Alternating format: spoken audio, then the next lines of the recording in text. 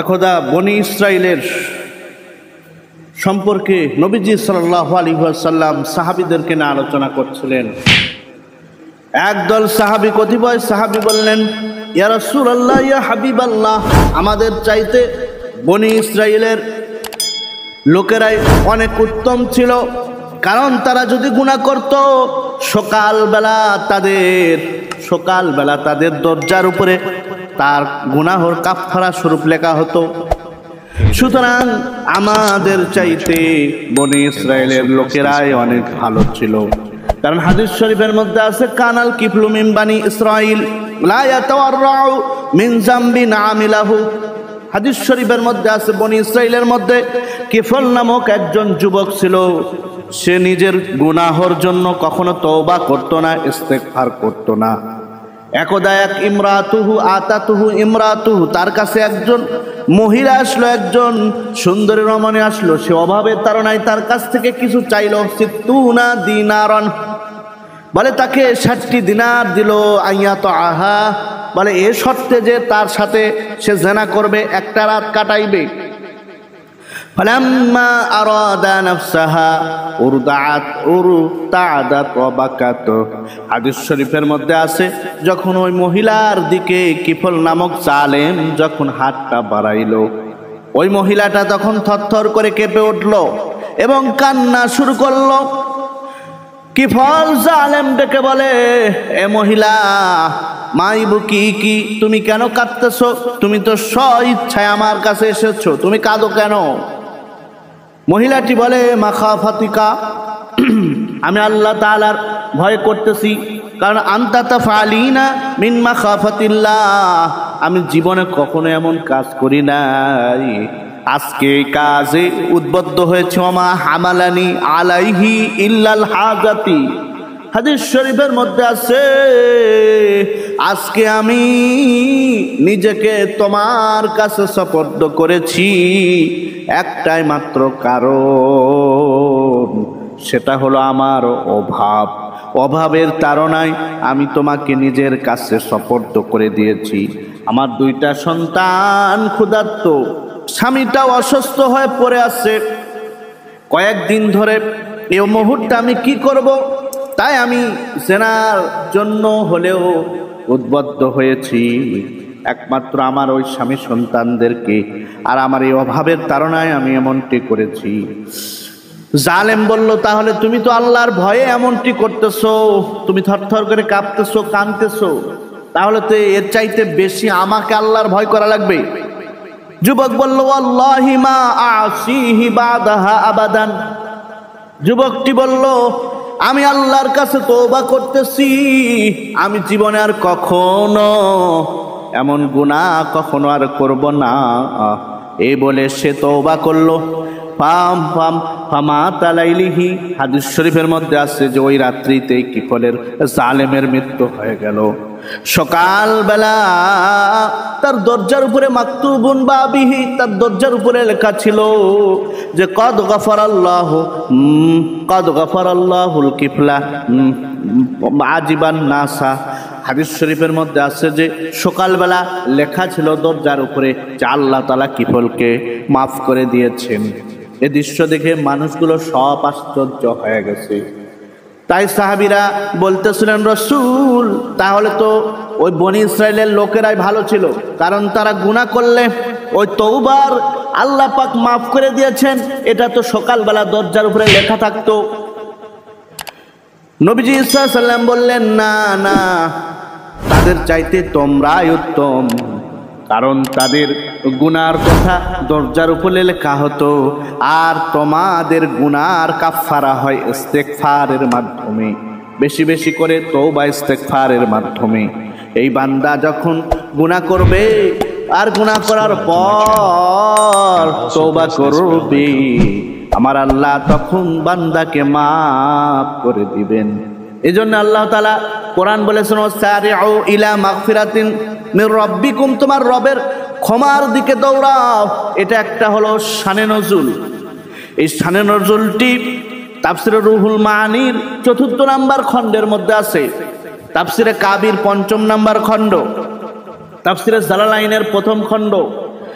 এবং তাফসিরে মাজহারি দ্বিতীয় খণ্ডের মধ্যে এ শানে নজুল আছেন। আর একটি শানে নজুল হলো সাকিফ গোত্রের একজন ব্যক্তি ছিল, আল্লাহ তাআলা তার আনসারী এক ভাইয়ের সাথে নবী সাল্লাল্লাহু আলাইহি সাল্লাম তার ভ্রাতৃত্ব বন্ধন করে দেন। ওই আনসারী সাকিব ভাইকে নিয়ে নবী সাল্লাল্লাহু আলাইহি সাল্লাম কোথাও যুদ্ধের জন্য বের হয়েছিলেন, আর আনসারী ভাইয়ের কাছে তার বিবি সন্তানকে দেখার জন্য রেখে গিয়েছিলেন। হঠাৎ করে এই আনসারী ভাই তার বিবির চুল খোলা অবস্থায়, খোপা খোলা অবস্থায় দেখতে পেয়েছে। দেখতে পেয়ে তার সৌন্দর্যের প্রতি মোহ হয়ে পাগল হয়ে গেছে এবং অনুমতি ছাড়াই ঘরের মধ্যে ঢুকে পড়েছে। এবং ওই স্ত্রী লোকটাকে, ওর সাকিব গোত্রের ওই ভাইয়ের বিবিকে সে চুমু দেওয়ার জন্য যখন জড়িয়ে ধরেছে, চুমু দিবে, এমন সময় তার ওই ভাবি হাতটা যখন তার মুখের কাছে ভাবে নিয়ে এসেছে আর হাতের উপরে, হাতের পৃষ্ঠের উপরে চুমু দিয়েছে। চুমু দেওয়ার পর ওই আনসারী সাহাবীর অন্তরে আল্লাহর ভয় ঢুকে গেছে। সে লজ্জিত হয়ে মাথা খান নিচু করে দিয়েছে। তখন ওই সাকিব গোত্রের ভাইয়ের বিবি বলতেছে, তুমি তো তোমার প্রভুর নাফরমানি করলে, আর তুমি তোমার ভাইয়ের আমানতের খেয়ানত করলে, অথচ তোমার কাজ কখনো সার্থক হলো না, সফলতাও পাইলে না। মাঝখান থেকে শুধু তুমি আল্লাহর নাফরমানি করলে, আমানতের খেয়ানত করলে। এই গুনার তওবার জন্য কানতে কানতে সে পাহাড়ের চৌড়ায় চলে গেছে। মায়েরা, আমার কথা সংক্ষেপ করে বলতেছি, এই আয়াতের আল্লাহ তাআলা এই দিকে ইঙ্গিত করে সারিউ ইলা মাগফিরাতিম মির রাব্বিকুম এই আয়াতটি নাজিল করেছেন। এই আয়াতটির শানে নজুল এমন। আর একটি শানে নজুল আছে, নবহাম নামে একজন খেজুর বিক্রেতা ছিল। সে খেজুর বিক্রেতা বাজারে খেজুর বিক্রি করছিলেন। সুন্দরী একটা রমণী তার কাছে আসলো। সুন্দরী রমণীকে দেখে ওই নবহামের অন্তর প্লবিত হয়ে গেল।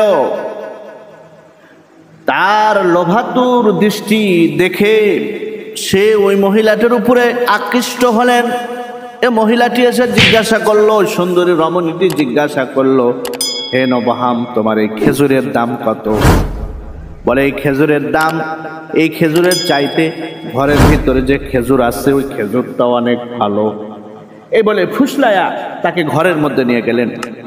বন্ধুগণ আমার, ভাইয়েরা আমার, নবহাম যখন ওই স্ত্রী লোকটাকে ঘরের মধ্যে নিয়ে গেলেন, তাকে জড়ায়া ধরলেন, তাকে চুমু খাইলেন।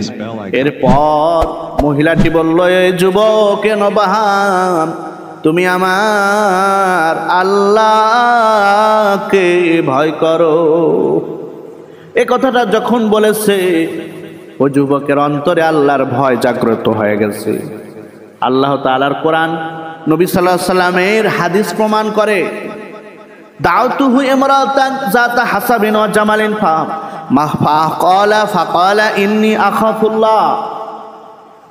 বুখারী এবং তিরমিজির বর্ণনায় আছে, যখন কোনো ভদ্র সুন্দরী রমণী কোনো যুবককে ডাক দেয় জিনা করার জন্য, আর ওই যুবকটা যদি মনে করে যে আমি আমার আল্লাহকে ভয় করি, এই ওসিলায় আল্লাহ তাআলা হাসরের ময়দানে যখন কোনো ছায়া থাকবে না, আমার আল্লাহর আরশে আজিমের নিচে ছায়া দান করবেন এবং তাদেরকে বিনে হিসাবে আল্লাহ তাআলা জান্নাত দান করবেন।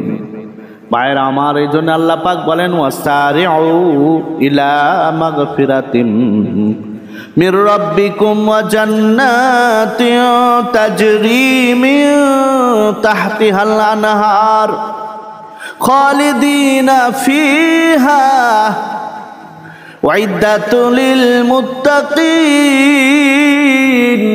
আমার আল্লাহ বলেছেন, তোমরা ক্ষমার দিকে দৌড়াও। ওয়াদুহাস সামাওয়াতু ওয়াল আরদ, এবং আল্লাহ পাক তোমাদের জন্য একটা বড় বিশাল বড় একটা জান্নাত তৈরি করে রেখেছেন। যাকে আল্লাহ পাক ক্ষমা করবেন তাকে বিশাল বড় জান্নাত তৈরি করে রেখেছেন। হাদিস শরীফের মধ্যে আছে, আইয়া হুক্কা সামাই আত্তাতিস সামাই আহুক্কা লাহা আনতা ইত্তামা ফিহা মাওদিউ কদামিন ইল্লা ওয়াদিউন ইল্লা মালাকুন ওয়াদিউন জাবাহাতাহু সাজিদান লিল্লাহ। হাদিস শরীফের মধ্যে আছে, নবী বলেন, ইন্নী আরা মা লা তারাউনা ওয়া আসমাউ মা লা তাসমাউনা। নবী হাদিস শরীফের মধ্যে সাহাবীদেরকে ডেকে বলেন, সাহাবীরা রে, আমি যা দেখি তোমরা তা দেখো না, আমি যা শুনি তোমরা তা শোনো না। যদি তোমরা তা শুনতে তাহলে তোমরা বেশি বেশি কাঁদতে, অল্প অল্প হাসতে। আর নবী বলেন, আকাশ আর্তনাদ করতে থাকে, আকাশের এমন কোনো জায়গা নাই, কদম রাখার একটি কদম রাখারও জায়গা নাই, যেখানে আল্লাহ রহমতের ফেরেশতারা সেজদায় পড়ে হাউমাউ করে কাঁদতেছেন, সেজদায় পড়ে কান্দে। এবং আকাশের এটা আর্তনাদ করারই উচিত। আল্লাহ নবী বলেন,